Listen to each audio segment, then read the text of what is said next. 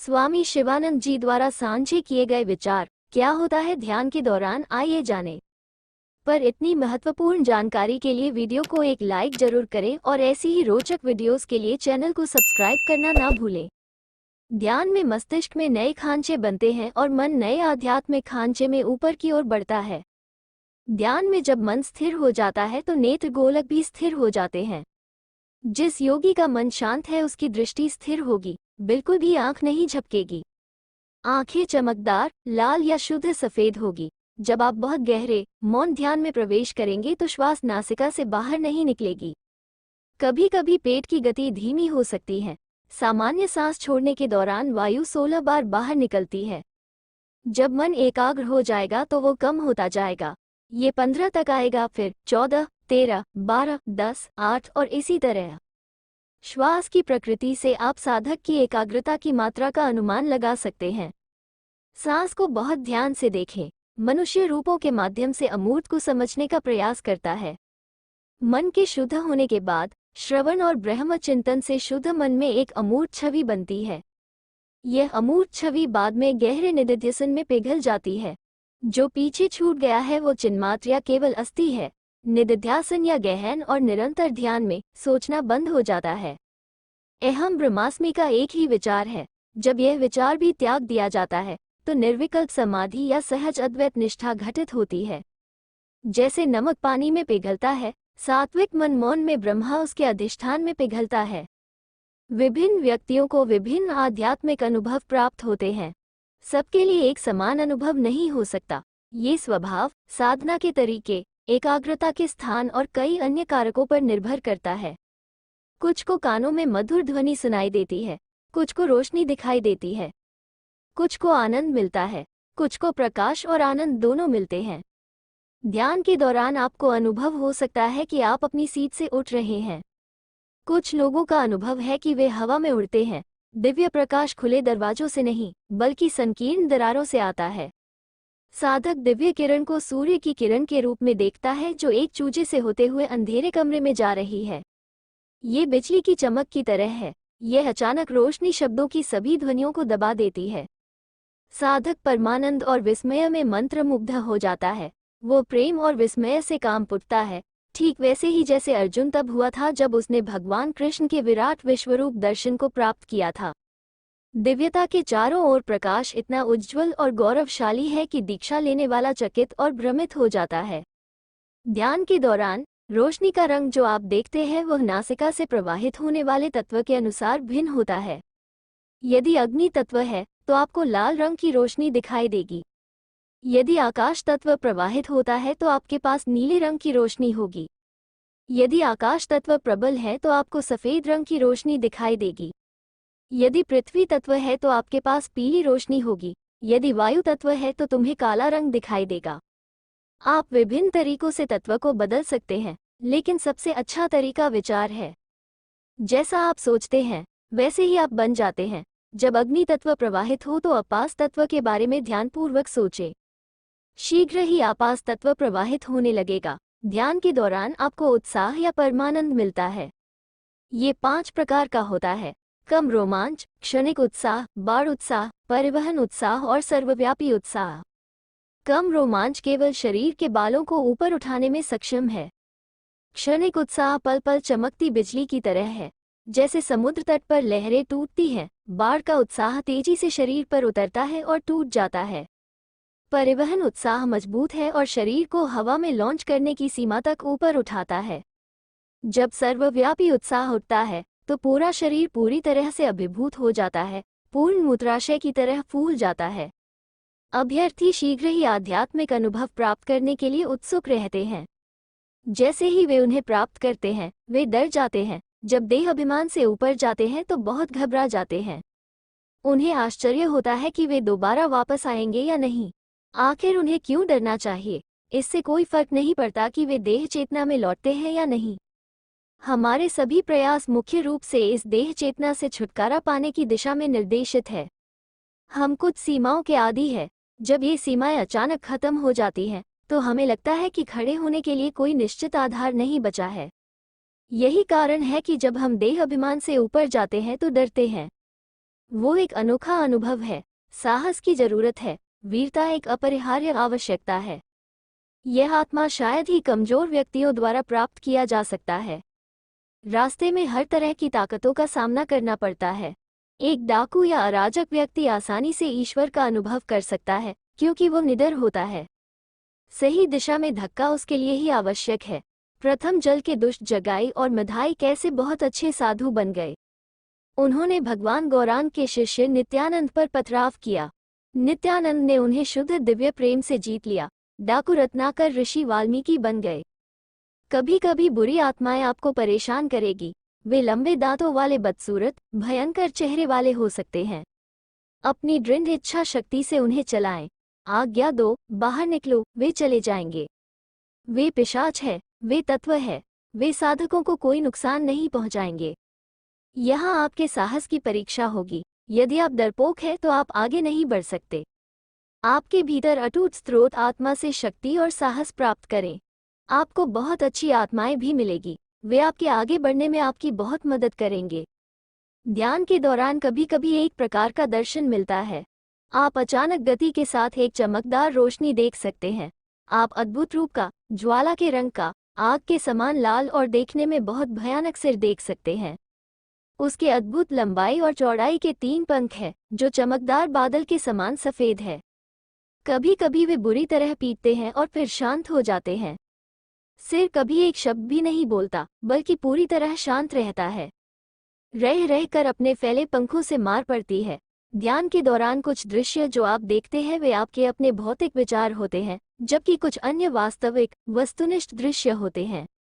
यदि आपको गहन ध्यान के दौरान स्वयं की झलक का अनुभव मिलता है, यदि आपको ध्यान के दौरान एक धधकती रोशनी दिखाई देती है और यदि आपको स्वर्ग दूतों, देवदूतों, ऋषियों, मुनियों, देवताओं और किसी अन्य असाधारण आध्यात्मिक अनुभव के आध्यात्मिक दर्शन मिलते हैं, तो भयभीत न हो। इन्हें प्रेत समझने की भूल न करें। साधना मत छोड़ो, आगे बढ़ो। लगन से लगे रहो। घूंघट दर घूंघट तोड़ो। यदि साधना में कोई त्रुटि हो तो तुरंत वरिष्ठ सन्यासियों या आत्मज्ञानी से परामर्श लें और त्रुटि दूर करें। यदि आपका सामान्य स्वास्थ्य अच्छा है, यदि आप शारीरिक और मानसिक रूप से प्रसन्न, खुश और मजबूत हैं, यदि मन शांत है, यदि आपको ध्यान में आनंद मिलता है और यदि आपकी इच्छा शक्ति मजबूत, शुद्ध और अप्रतिरोध्य हो रही है, तो सोचें कि आपके ध्यान में सुधार हो रहा है और सब कुछ ठीक चल रहा है। साहसपूर्वक आगे बढ़ें। पीछे मुड़कर मत देखो। गहन शून्य और अंधकार को पार करो। मोह की परत को छेद दे। अब सूक्ष्म अहंकार को पिघलाओ। स्वरूप अपने आप चमक उठेगा। आपको अरुण अवस्था का अनुभव होगा। ध्यान में बाधाएं वास्तव में भीतर से होती है, वातावरण भीतर से है। आप अपना वातावरण स्वयं बनाते हैं।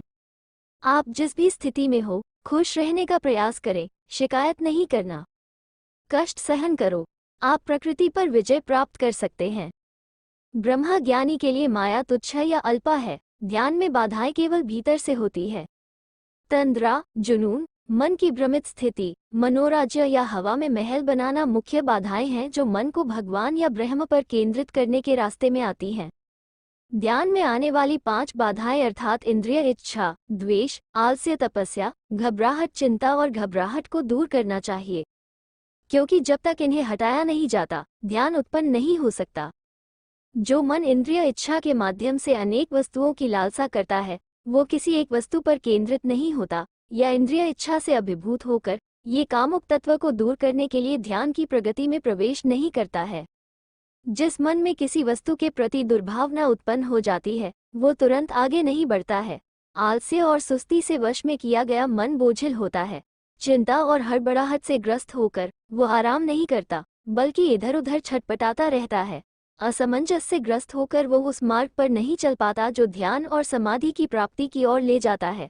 इस प्रकार ध्यान में बाधाएं वास्तव में भीतर से होती है, वे बाहर से नहीं है। दिमाग को ठीक से प्रशिक्षित करें।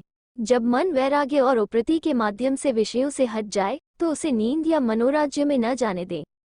जब आप महावाक्यानुसंधान की प्रक्रिया के माध्यम से महावाक्य अहम ब्रह्मास्मि या तत्त्वमसि के अर्थ पर लगातार चिंतन करते हैं, तो सभी विषय देखना, सुनना, छूना, चखना और सूंघना बंद हो जाएंगे। लेकिन संस्कारों की शक्ति के कारण मनोराज्य जारी रहेगा। मन हवा में महल बनाता है, ये ध्यान में एक गंभीर बाधा है। विचार को इसे बंद करना चाहिए। कभी कभी ध्यान के दौरान मन अचानक सोने के लिए अपने पुराने खांचे में चला जाता है। लोग सोचते हैं कि वे ध्यान कर रहे हैं, जबकि असल में वो सो रहे होते हैं।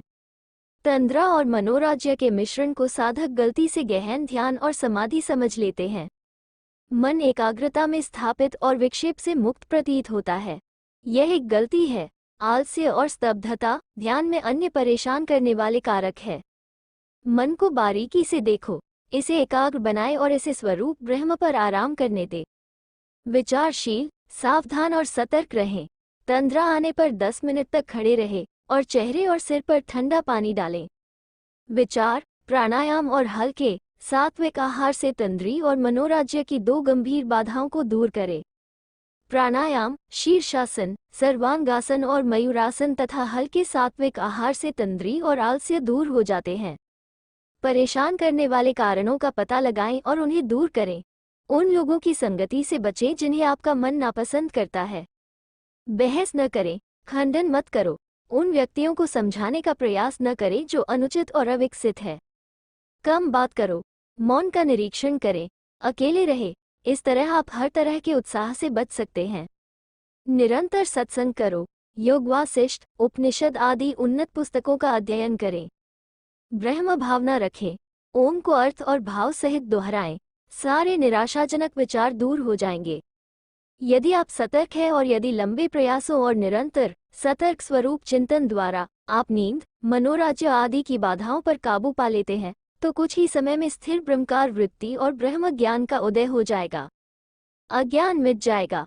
आप सहज परमानंद अवस्था में स्थापित हो जाएंगे। ज्ञान की अग्नि में सभी संचित कर्म भस्म हो जाएंगे। कुछ अभ्यर्थियों को तरह तरह के काल्पनिक सपने बहुत परेशान करते हैं। कभी कभी ध्यान और स्वप्न का मिश्रण होता है। सपनों की उपस्थिति ये दर्शाती है कि आप अभी तक गहन ध्यान में अच्छी तरह से स्थापित नहीं हुए हैं, कि आपने विक्षेप मन को इधर उधर भटकाने से नहीं हटाया है और आपने निरंतर गहन साधना नहीं की है। चूंकि सपनों को घटना बहुत अजीब और अस्पष्ट है, इसलिए सपनों को नियंत्रित करना बहुत मुश्किल है जब तक कि आप करण शरीर में सभी संस्कारों को मिटा नहीं देते और सभी विचारों को नियंत्रित नहीं कर लेते। जैसे जैसे आप पवित्रता, विवेक और एकाग्रता में विकसित होंगे, सपने कम होते जाएंगे। अक्सर पिछले संस्कारों, सूक्ष्म संस्थाओं के प्रभाव, बुरी आत्माओं, बुरी संगति, बादलों वाले दिनों, अपच के कारण, खराब पेट और कब्ज के कारण, भरी हुई आंतों के कारण नवजात शिशुओं में ध्यान के दौरान अवसाद आ जाता है। इसे प्रसन्न विचारों, तेज चलना, गाना, हंसना, प्रार्थना, प्राणायाम आदि द्वारा शीघ्र दूर करना चाहिए। सुगंध, मुलायम बिस्तर, उपन्यास पढ़ना, नाटक, थिएटर, सिनेमा, अश्लील संगीत, नृत्य, फूल, महिलाओं की संगति, राजसिक आहार, ये सभी वासनाओं को उत्तेजित करते हैं और मन को परेशान करते हैं।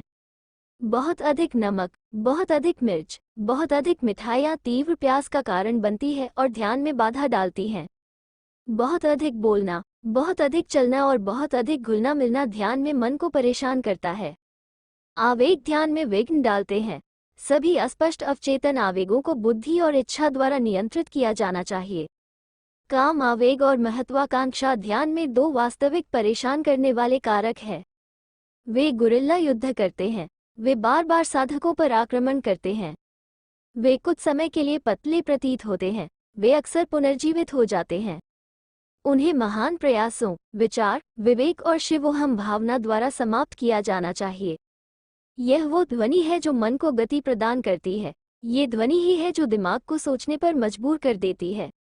ध्यान में ध्वनि मन को बहुत परेशान करती है। बिना अर्थ वाली ध्वनि की तुलना में अर्थ वाली ध्वनि अधिक परेशान करती है। नदी की शांत बड़बड़ाहट जैसी निरंतर ध्वनि इतनी परेशान करने वाली नहीं है जितनी अचानक टूटी हुई ध्वनि। जब मन इसका आदी हो जाता है तो उसे कोई ध्वनि महसूस नहीं होती। आपको तभी महसूस होता है जब घड़ी रुक जाती है। तुष्णीभूत अवस्था मन की एक शांत अवस्था है जिसमें थोड़े समय के लिए वस्तुओं के प्रति न तो आकर्षण होता है और न ही प्रतिकर्षण। ये जागृत अवस्था में होता है। यह मन की एक तटस्थ अवस्था है। ये ध्यान में बाधक है, इससे बचना चाहिए। अज्ञानी साधक इसे समाधि समझ लेते हैं। ध्यान के दौरान जब आपका मन अधिक सात्विक होगा तो आप प्रेरित होंगे। मन बढ़िया कविताएं लिखने और जीवन की कुछ समस्याओं को सुलझाने में लगेगा। इन सात्विक वृत्तियों पर भी मुहर लगाएं।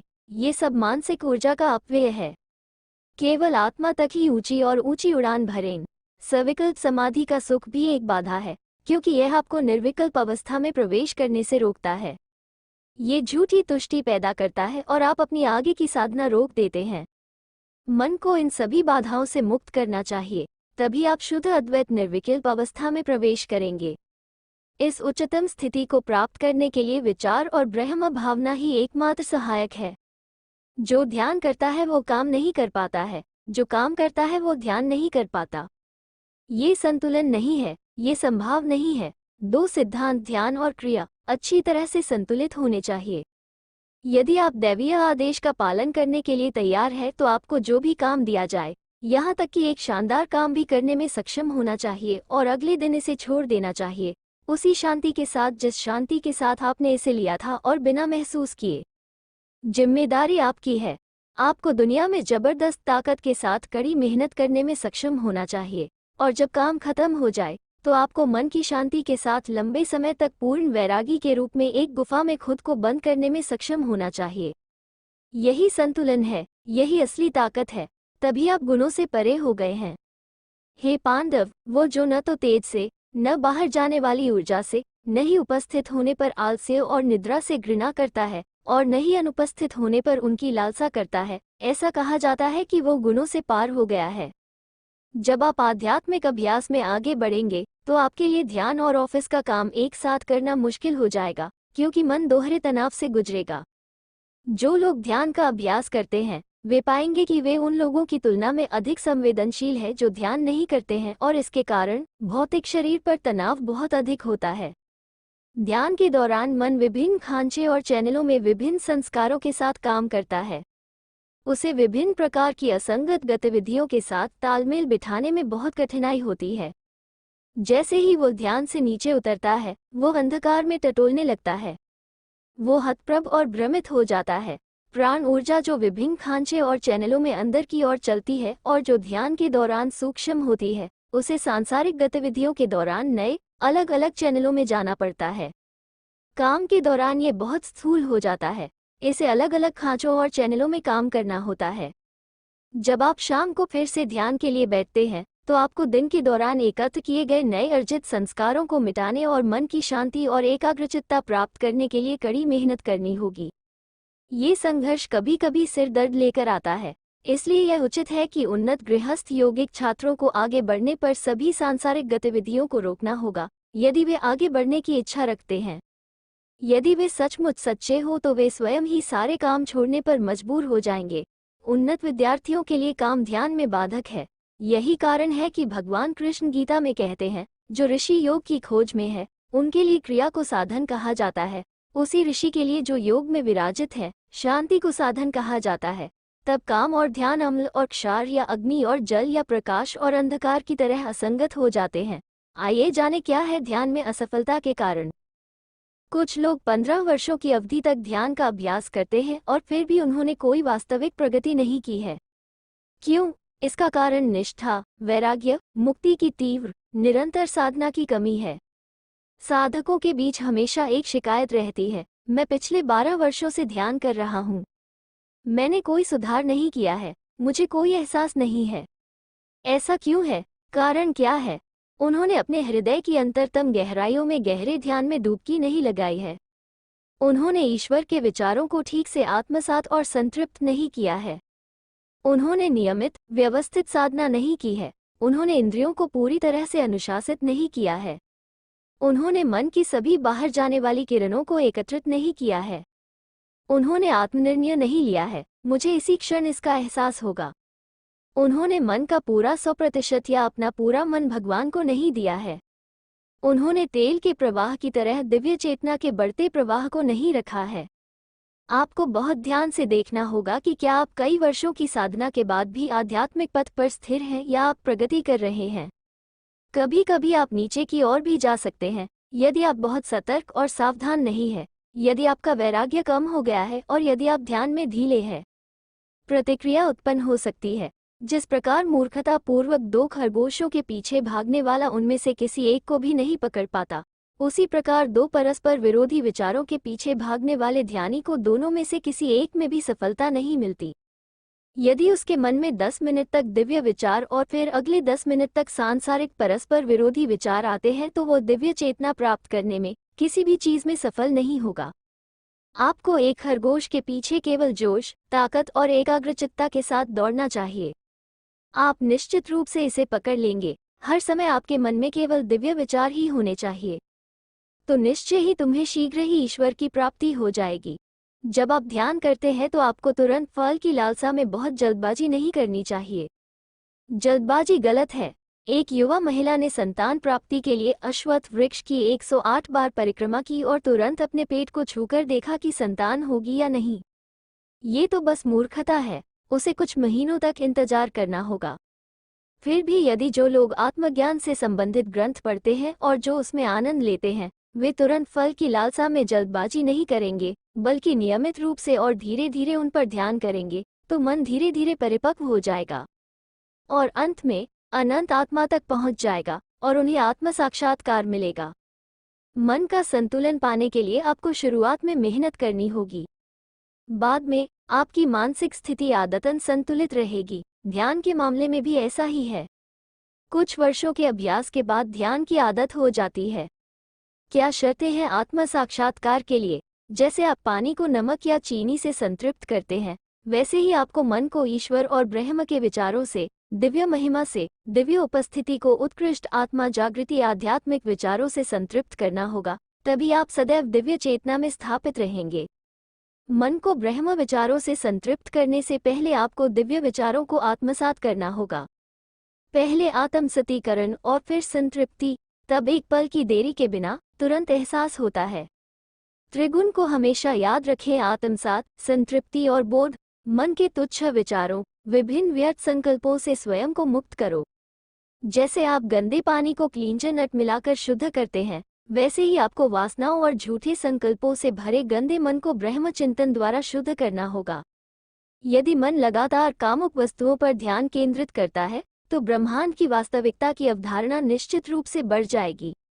यदि मन लगातार आत्मा के बारे में सोचता है, तो दुनिया एक सपने की तरह दिखाई देती है। शब्द निरंतर को चिन्हित करे, यह महत्वपूर्ण है। तभी सच्ची रोशनी होगी, तभी आध्यात्मिक ज्ञान का उदय होगा। ज्ञान सूर्य ज्ञान स्थान के आकाश में उदय होगा। मन की क्रियाएं ही वास्तव में कर्म कहलाती है। सच्ची मुक्ति मन के विकेंद्रीकरण से प्राप्त होती है। जिन लोगों ने स्वयं को अपने मन के उतार चढ़ाव से मुक्त कर लिया है, वे सर्वोच्च निष्ठा के अधिकारी हो जाते हैं।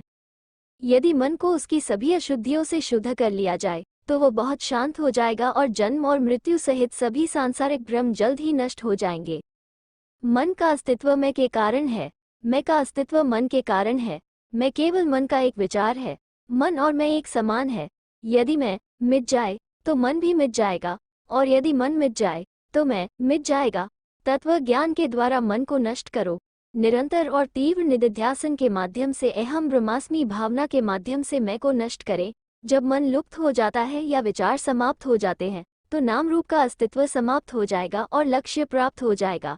पूरी वीडियो देखने के लिए धन्यवाद।